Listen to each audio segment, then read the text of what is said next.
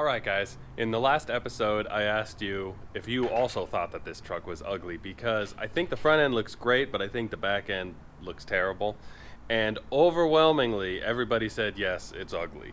And that makes me feel really good because nobody mentioned that it was ugly before I asked. So that means that you all thought it was ugly, but waited until I asked your opinion to tell me that yes, it is in fact ugly. Let me show you what I think I can do to fix it. So the front I think is great. The front looks fantastic. The bumper seems to match up really nice. I love everything here. That's all fantastic. I was thinking about adding a little bit of metal right here to kind of make it like blend a little closer. That was something that I was planning on doing anyways. I think that'll finish up that section really well. This portion here, I don't even know what you would call this, but the kind of scoop that it used to have, I think the issue is that the area behind the scoop is so small, and then you've got what looks like a cool pickup truck, right? If we didn't have this top section, I think I could get away with it where I would just add a little metal right in here and then right in here to finish it off, but something's just not working. So what I'm thinking about doing is moving this scoop farther forward and then tucking it into the door so it's a little bit kind of flush, and then making this portion flat and then squeezing it much tighter to the body. And the purpose for that would be, if you see in the front how the tires, they're pretty much flush, maybe just sticking out a little bit, and that looks super mean. And then in the rear, not at all. You see how far I've got to go? Like, the tires are tucked in. So when you look at it from this back angle, she's got like a badonk. It kind of sticks out, and not in a good way. So I think this is the issue right here in this midsection. So what I'd like to do is I'd like to cinch this in, get it as close as I can, and I'll probably turn this back into two pieces like it was before.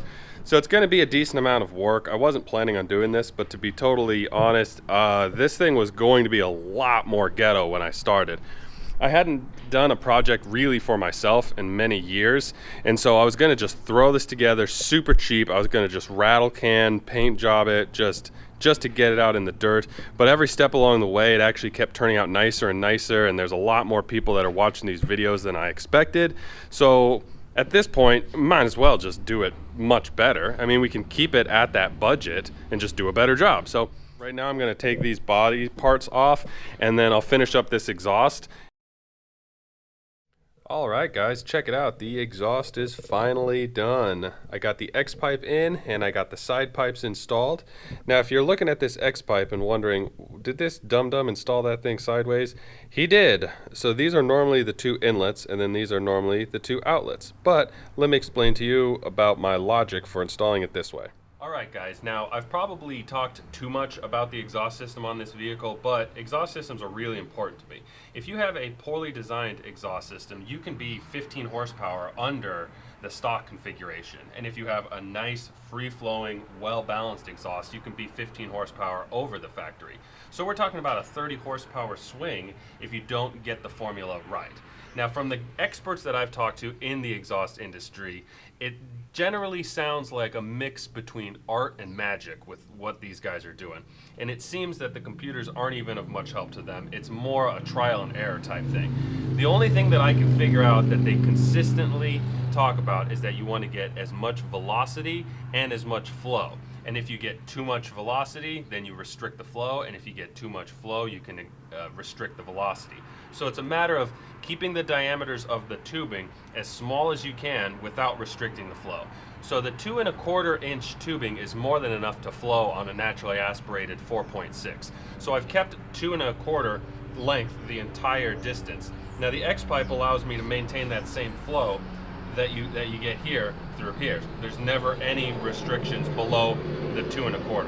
Now I have these little balls here to illustrate the explosions that are happening within the cylinders. And you think about the exhaust as the explosion coming all the way down, flowing naturally. But the reality is that you have explosion, explosion, explosion, which is where you get that rumble sound. So you can imagine boom, boom, boom, boom, boom, boom, and these little explosions are traveling through the cylinders. Now the purpose for the X pipe is so that the off-balanced exhaust gases, as they're meeting in here, you have a low pressure area in the front and the back of each explosion, and the explosion themselves are obviously of high pressure. So what you want is you want them to enter the X pipe at generally the same distance. So you don't want to have it moving off to one side or the other. You want to have the same distance into the X pipe, and then you want to have relatively the same distance out. So you can imagine here, then they meet up together like this, and then they keep interlocking. Now the reason that I installed this sideways is because I didn't want to do too many bends, and I didn't have a ton of space, and I've always wanted to. That's really the biggest reason. We'll call this the mingling area in the middle. The mingling area is still quite large. Now I know that the exhaust gases are going to have to either turn a full 180 degrees around, or they're going to have to do kind of a cross flow pattern, and I know that they will spend a little bit more time in the X pipe in this configuration than they otherwise would have, but I think I can get away with it because the rest of the exhaust is so free-flowing. So that's the idea behind this. It's maximum velocity, maximum flow, minimum restrictions, just a nice, well-balanced exhaust system. Now the only part of this exhaust that I thought was worth showing you guys were these two welds right here and right here. And the reason for that is because I've been getting more than a couple questions about what type of welder I use and what my settings are from guys that are just starting to get into welding. Now this weld right here is a more difficult joint because this was a 90-degree elbow that I cut, and then I butted up a straight pipe against it. And I did that because there's no weight or stress on the pipe here, so I didn't need to have this joint flanged. Now right here, this is a flange joint. Now these are extremely simple to weld. So what I thought would be fun to do is to try to do the butt weld here as clean as possible because they are so difficult to avoid burning through. And then right here, I thought I would show you guys as fast as humanly possible that I could get this sucker welded up so that you could see the differences there. And then I explained to you my welder settings. So let me show you that now.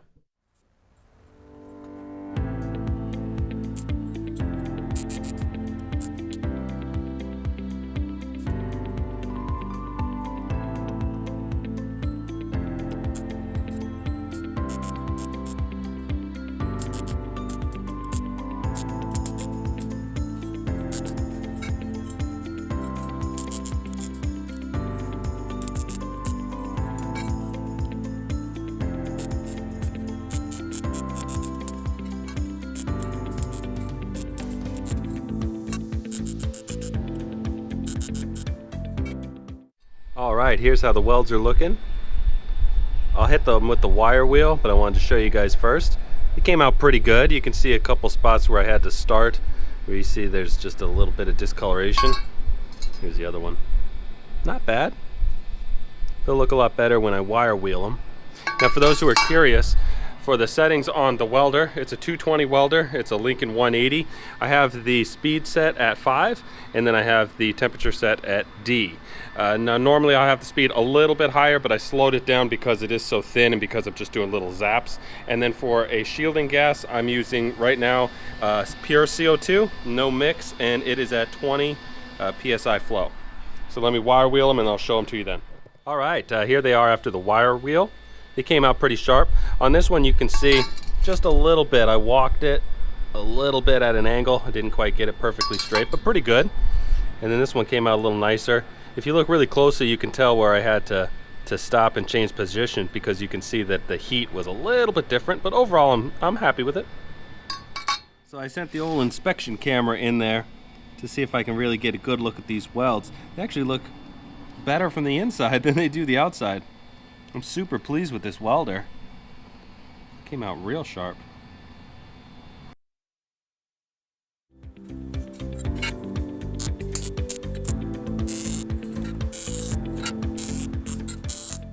All right, well the speed difference on this was dramatic. You could see I just did a couple tacks and then I was able to do full beads just as quick as I could.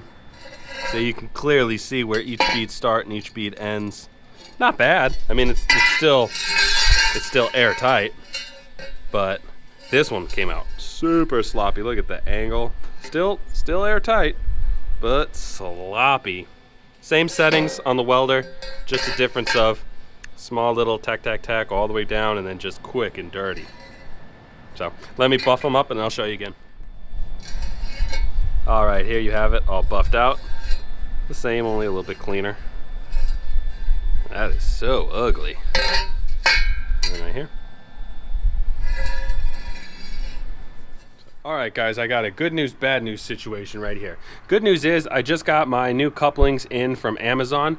They were $9 a piece. The bad news is that sadly puts me over budget by $6. And that's a bit of a bummer. I did not want to go over budget, but I kind of knew this was going to happen. $4,000 is a really tight budget.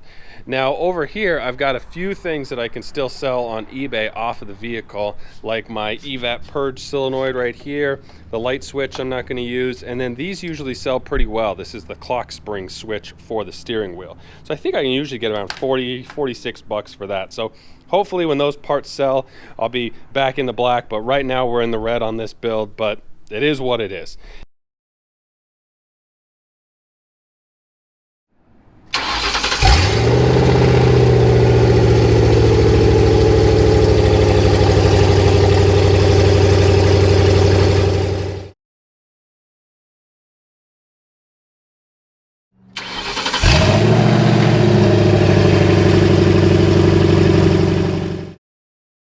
So here's how the exhaust is sounding now, very balanced. Let me give it a little accelerator for you. Listen to this.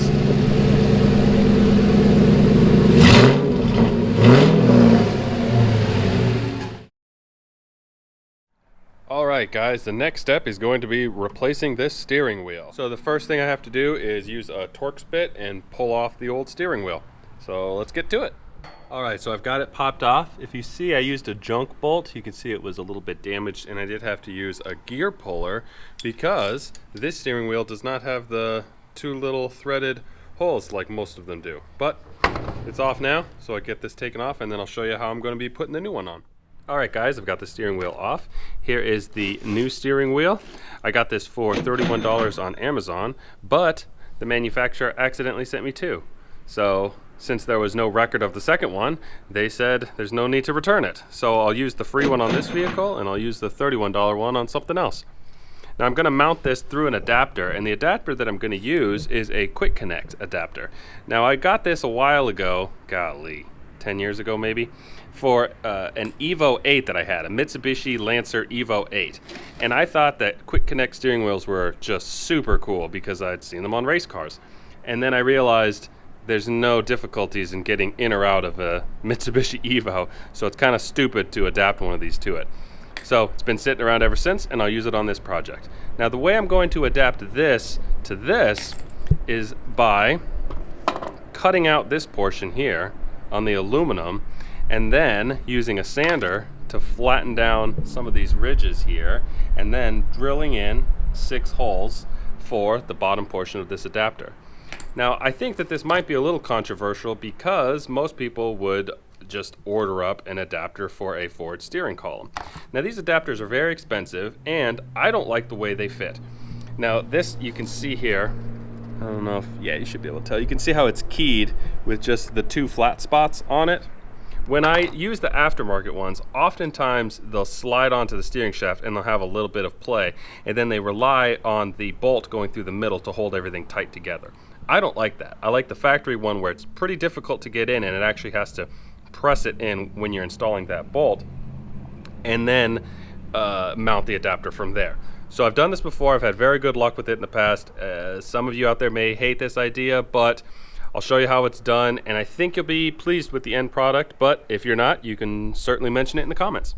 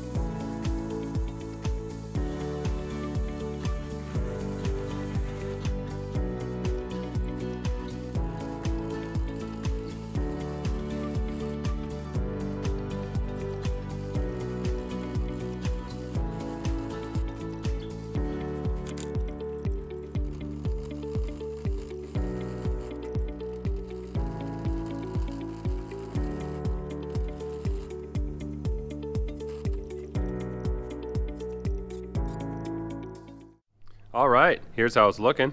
I'm very pleased with how it came out. I went to the hardware store and picked up some new nuts and bolts for it. So these are 6mm by 1.0 thread.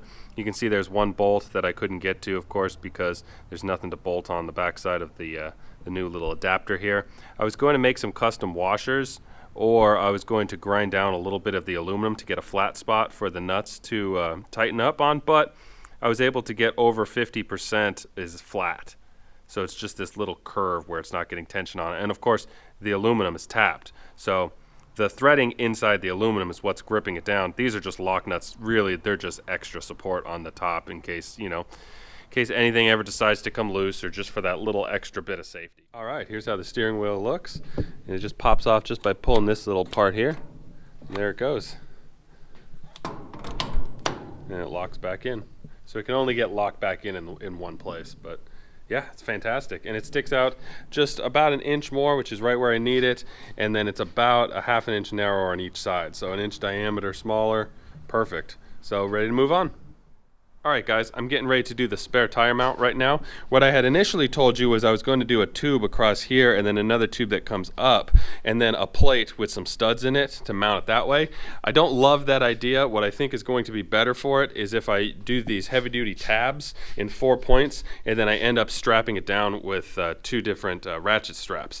It'll be easier to get to, it'll be easier to put it on and off, and the biggest reason is that if you don't have a large threaded rod with one of those kind of wing nuts like the pre-runners use, then what you have to do is you have to do the plate with the studs, and if that plate is too far away, then the tire sits away from pushing up against these tubes here, and then it's going to develop a little bit of play, and that play will eventually lead to metal fatigue and break the brackets. So that's what I'm trying to avoid. That's where I came up with the ratchet strap idea. So I'll get those mounts mounted up now and then get the straps on it.